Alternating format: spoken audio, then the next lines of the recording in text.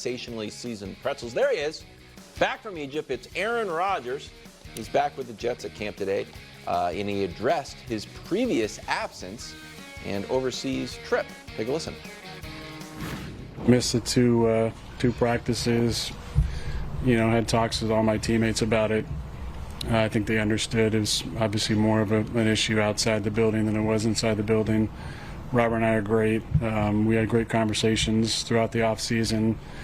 Had a fun one last night in his office till later on. So, it is what it is. I'm an adult. I knew what I was getting into. I knew the fine that was coming, and also knew how much I wanted to be in Egypt. I wish there hadn't been a conflict scheduling-wise, but was what it was.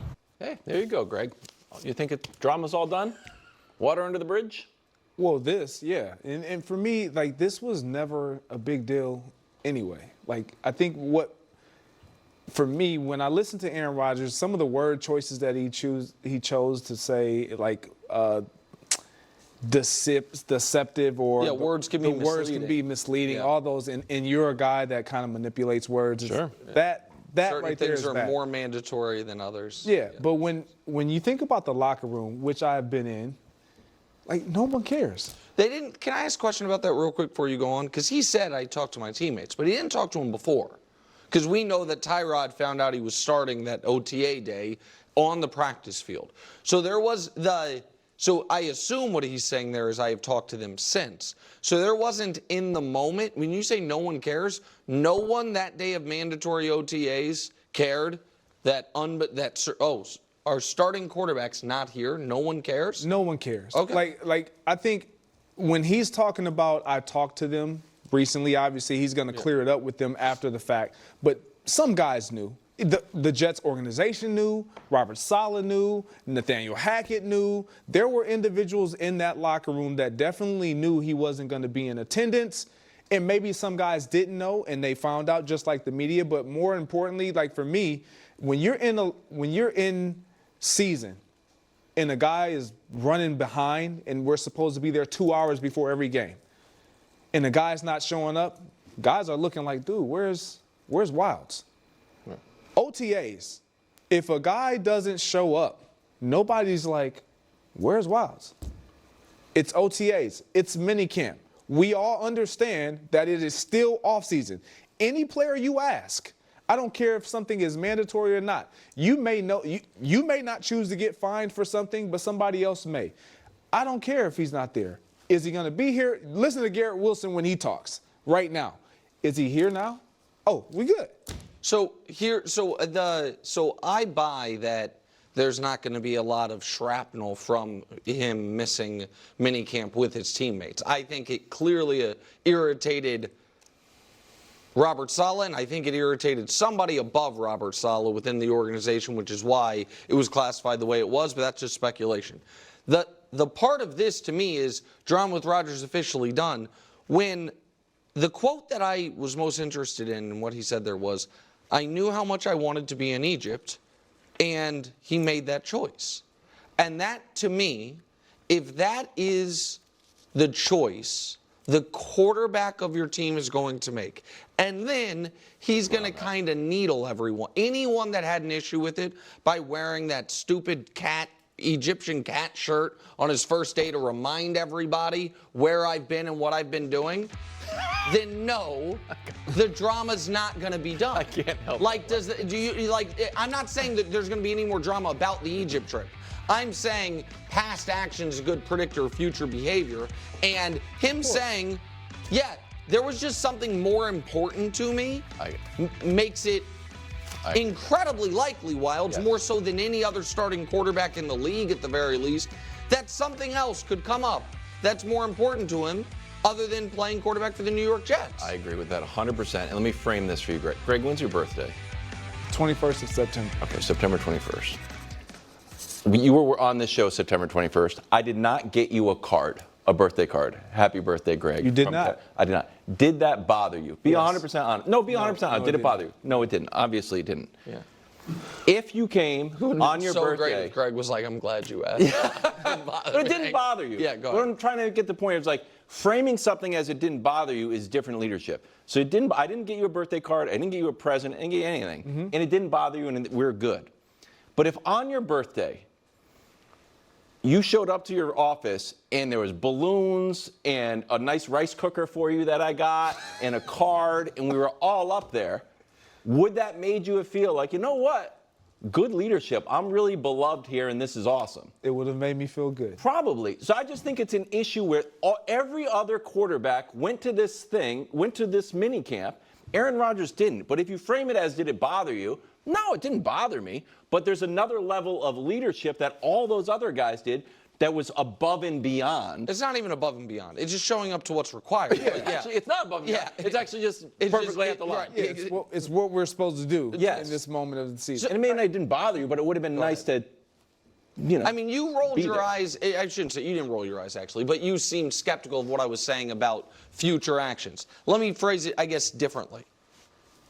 If we were to tell you, hey, there is going to be a starting quarterback this year that misses a Wednesday practice because he had something non-football related, unexcused by the team, you get $1,000 if you guess which quarterback it is.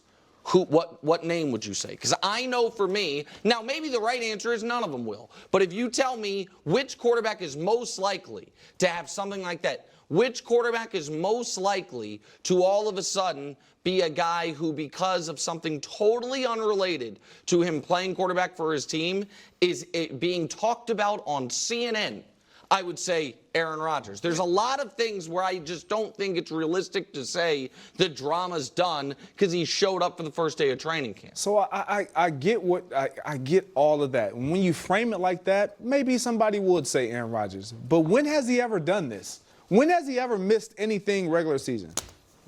When? No, never. Never.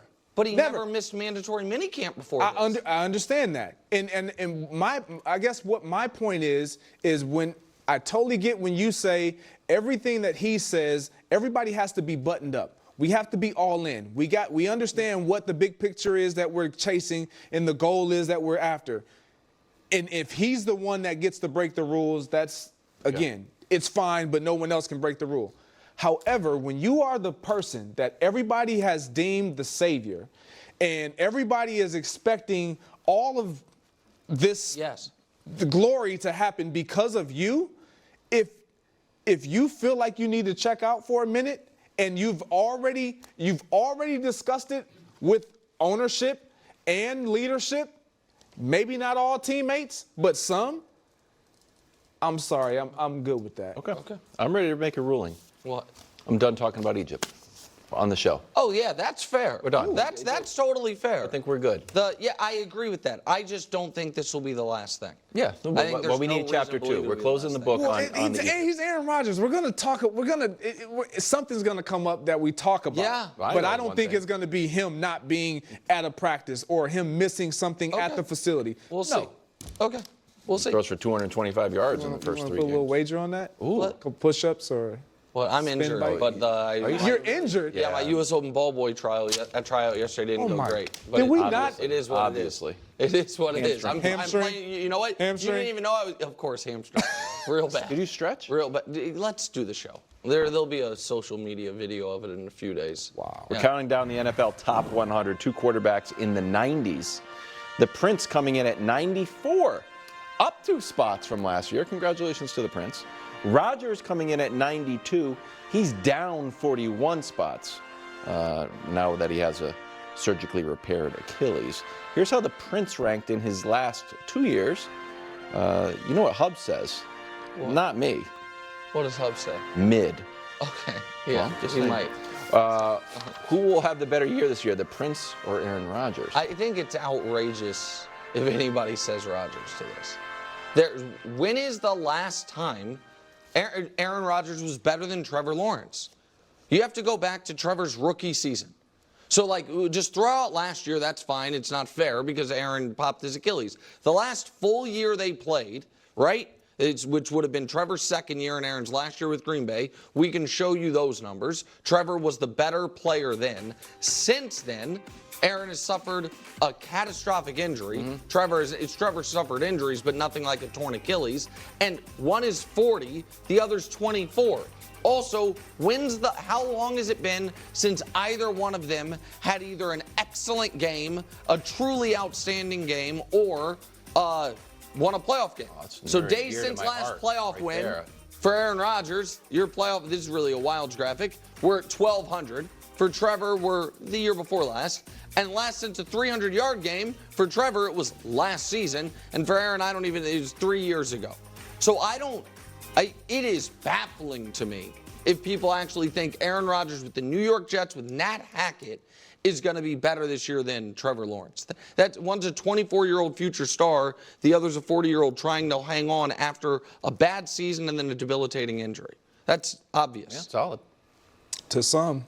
To others, it's just as obvious the other way. Really? Yeah, I'm off the Trevor bandwagon, man. But you don't even have to be on the bandwagon and think he's going to be better than Aaron Rodgers. I think he's going to have a bounce-back year because expectations have been tempered and lowered for the Jacksonville Jaguars. We don't expect them to be too much of anything this year, so maybe he can play now that all the spotlight isn't on him. But when you look at this Jets team and look at what they have around Aaron Rodgers, it's not necessarily that he has to be what he once was with Green Bay, leading them to all these NFC Championship games and throwing for 4,000 yards every year, only two interceptions and all the things. What he just needs to simply do is get the ball into the playmaker's hands. He's a smarter quarterback than Trevor Lawrence. He understands how to deliver the ball. He's going to put them in better situations. I just feel like in this season, with all that is looming in front of the New York Jets and Aaron Rodgers knowing that it's on him, he's going to have a better year than Trevor Lawrence. So do you think he's going to be a top 10 quarterback in the league this year? I mean, I'm just putting you on the spot. I apologize. I mean, he being Aaron, that he's gonna. Because I'm just trying to figure out if this is more about how low you are on Trevor or how high you are on Aaron, or maybe it's both. It's a little bit of both. I'm a lot lower on Trevor than what I think you know. Okay. Yeah, but for me, I don't think Aaron is. I'm not gonna say he's a top 10 quarterback. If I were to guess who would be a top 10 quarterback this year. Between clearly Aaron Rodgers. Well, okay. Well, then, if Aaron is better than Trevor this year without being a consensus top 10 quarterback, then Trevor's in real trouble. If Trevor is this season, not a definitive top half, top third of the league quarterback, then the Jags probably made a mistake. With the contract they gave him, they're in real trouble. So I understand a lot of people think that and it appears you're one of them. To me, I think we're approaching this almost opposite from how we're looking at it. I think Trevor's better than people expect. And I think right now the Jets' biggest weakness is coaching staff. And I think their second biggest weakness might be stability at the quarterback position. I don't think they have this massive upgrade coming at quarterback. They have the oldest quarterback in the league coming off an injury who the last year we saw him play looked to be on a significant downslope. I don't think they're getting this great quarterback play walking into the building. I don't. So you don't think that Aaron Rodgers coming off of injury at age 40 is better than what they've had? Well, no, I think he's not going to be the worst quarterback in the league, which is what they had. But I think people are expecting them to have, at a minimum, above average quarterback play. And maybe you top don't think 10. that's going to happen? No. I think that the Jets' quarterback position this year will be somewhere in the low teens. When have we seen Aaron Rodgers as a below average quarterback? The last year that he played. His last season in Green Bay. In Green Bay. Yeah, when they went 8-9, when he threw away a game to go to the playoffs at home against the low